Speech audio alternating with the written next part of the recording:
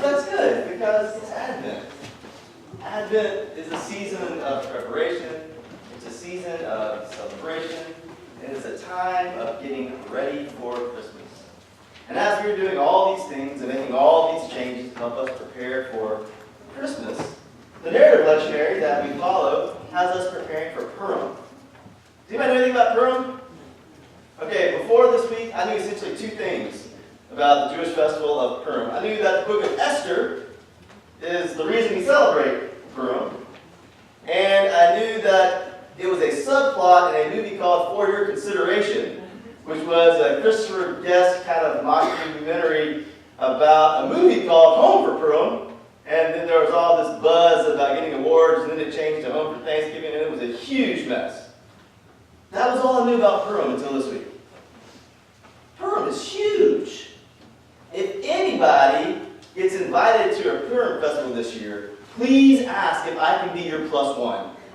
These things sound like they are amazing. The book of Esther is the reason that Jewish people celebrate Purim. And the festival itself is phenomenal. I mean, now granted, all this information that I'm gathering is only from a couple of eyewitness sources. A lot of it's from the internet, but still, it sounds like so much fun. It is a 3-day festival. It begins with the reading of the book of Esther. I know that itself doesn't sound too exciting. But here's the thing. It's like reader's theater. The audience participates in the reading of the book of Esther. So the bad guy in the book of Esther is a guy named Haman. So every time Haman's name comes up, everyone listening goes, boo, or they grumble, or something like that. And when Esther's name comes up, everybody screams, yay! So there's all this wonderful interaction as it is being read. And then in addition to the reading, there is feasting, there is drinking, there is dancing, there are costumes. And I don't mean just the kids wearing costumes, I mean everybody's wearing costumes. And it's not just like dressing up like Esther or Haman either. It's any sort of festive costume you want to wear, you get to wear. And at the end of all of that, you are required to do good deeds for the poor. That's 3 days long. Doesn't that sound amazing? Again, if you know anybody, please invite me. It would be so much fun. And it is important that it is a fun celebration because it is celebrating a huge event in the life of the Jewish people. The story of Esther, the story of Purim, is the story of the Jewish people being saved from annihilation in the Persian Empire. Now, I am not suggesting that we replace Advent with Purim, but maybe we could add it to our festival calendar. In addition to this season of Advent, when we recollect the hope of the coming of Christ, and we look forward to the Lord's coming again, we've lit the candle of hope. Today we lit the candle of the way. I wonder what it is about Esther and Purim that can help us find the way. Right? So we need to start off by talking just about the book of Esther in general. We only have a few verses from this book, but if you don't know the book, I would highly encourage you to go home and read it. If you read it by yourself, it'll take probably about 30 minutes. If you do like at a Purim festival and get everybody involved, it might take more like an hour. But still, I would highly encourage you to read this book in its entirety. It is a wonderful piece of scripture that is often overlooked. The premise of the book is that it takes place in the time after the Babylonian captivity. So remember, you had the Assyrian Empire, the Babylonian Empire, and the Persian Empire, and then the Jewish people who had been taken into captivity were allowed to go back home. Well, some of the people who were in captivity did not go home. They had made new homes in the Persian Empire. And that is the time period in which the story of Esther takes place. Now, the king at the time of Persia in Scripture is known as Ahasuerus or Xerxes, same name, 2 names, same guy. He is the ruler at the time. And one commentator said that he's kind of like a buffoon. Because if you read through his actions, he doesn't really make any decisions on his own. All of his advisors tell him what to do, and we find out that he's very easily manipulated. So the beginning of the book of Esther is a 7-day party that King Xerxes is throwing. And on the 7th day, when he is probably well into his cups, he decides to call for his queen, Queen Vashti, to come before him wearing the crown. Now, there's two different trains of thoughts on this. One train of thought is that he has demanded her to come before all of his party guests wearing only a crown. And the other one is that she is dressed all in her fine regalia. Regardless of what it means, her answer is no. She tells her husband, the king, she's not coming. Now, we don't really know what happens to Vashti after that. All we know is that she's no longer queen. And then, at the urging of people around him, she is no longer queen, and he says, you have to make a decree. You have to make a decree that every man is the master of his household so that no woman can think they can say no to her husband again. And he did.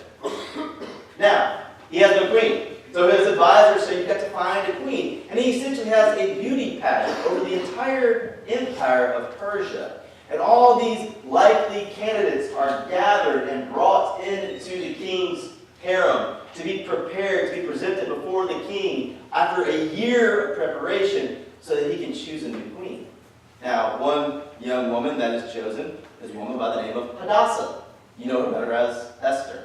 Hadassah is her Jewish name. She is raised by her uncle Mordecai, who is a leader in the Jewish community. And when she is chosen, Mordecai encourages her to take on the name Esther and to hide her Jewish identity, to keep it secret and to keep it safe. So, she does just that, and sure enough, she is chosen to be queen.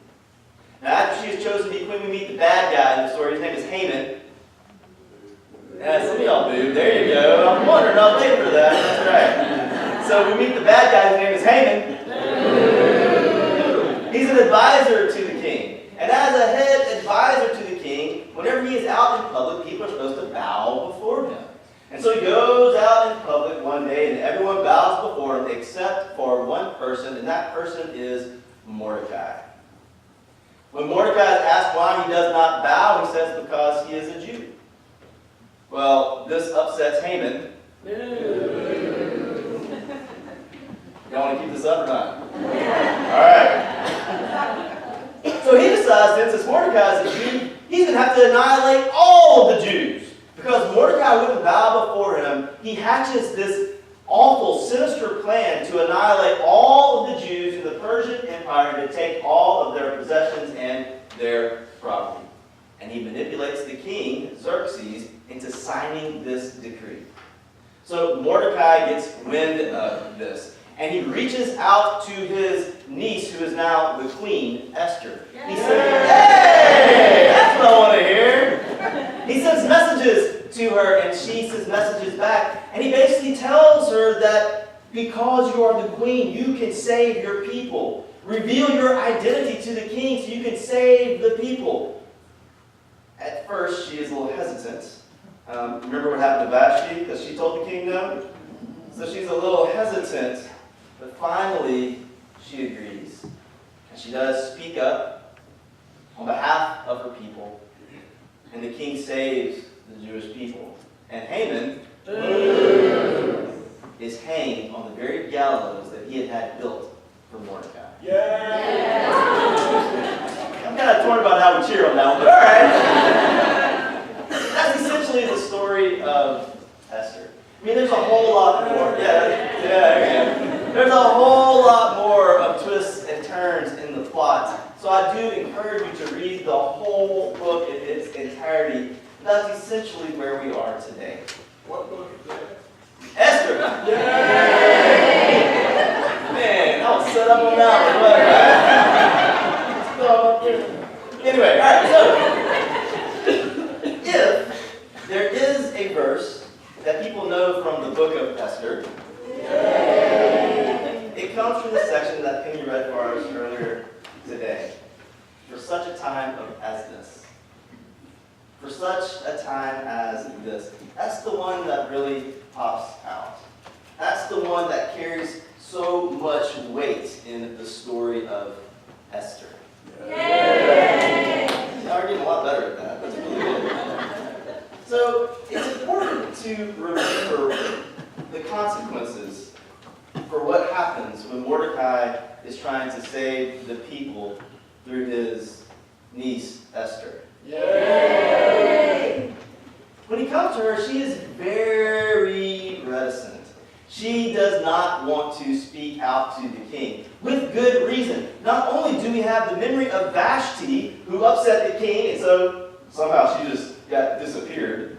Not only do we have that in the current memory, we also know that there is a rule that if you go before the king without being invited, you might be killed.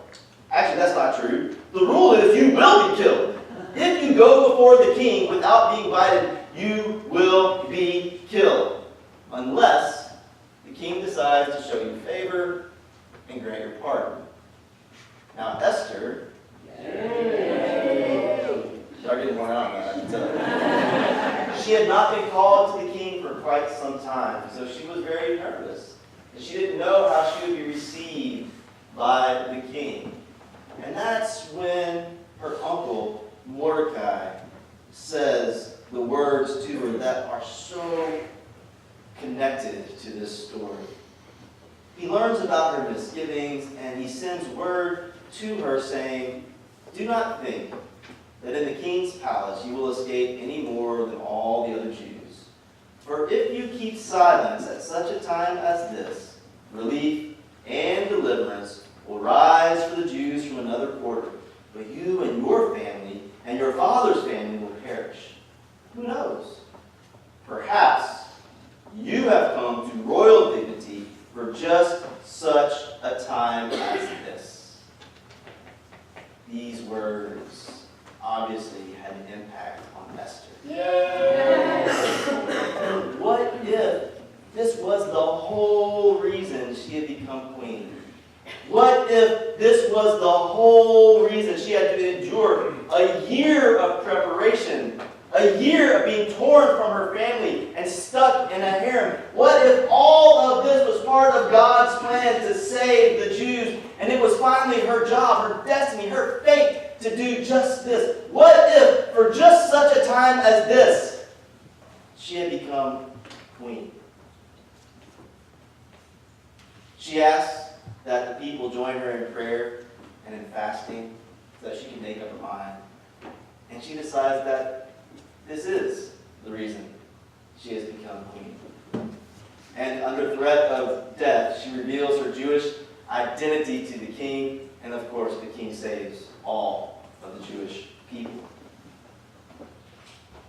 But there's another part of that verse that I find even more fascinating.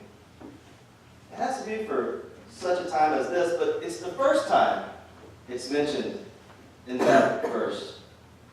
Mordecai says, "For if you keep silence at such a time as this, relief and deliverance will rise for the Jews from another quarter." There's an interesting tidbit about the book of Esther. Yay! I actually have Larry follow me around all day. God's name is not mentioned one time in the entire book. But if we read it closely, we see that the divine will is subtly at work in the background. Mordecai believes that God will save the Jewish people. He is hopeful that God will save the Jewish people through Queen Esther. Yay! But he has faith that regardless of what she does, God will save the Jewish people. What does he say? If you keep silent at such a time as this, relief and deliverance will rise for the Jews from another quarter. Mordecai has faith in God, that no matter what we do, God will do.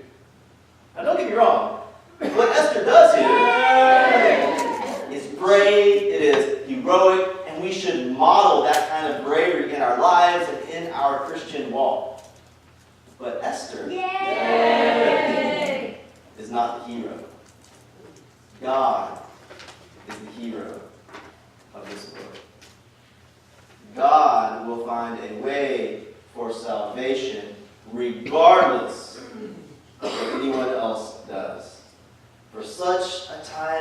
this, if you keep quiet at such a time as this, relief and deliverance will come. Mordecai is certain that God will find a way for salvation, regardless of Esther or anyone else's actions. When you think about it, that's essentially what we are celebrating at Advent. That Christ will find a way.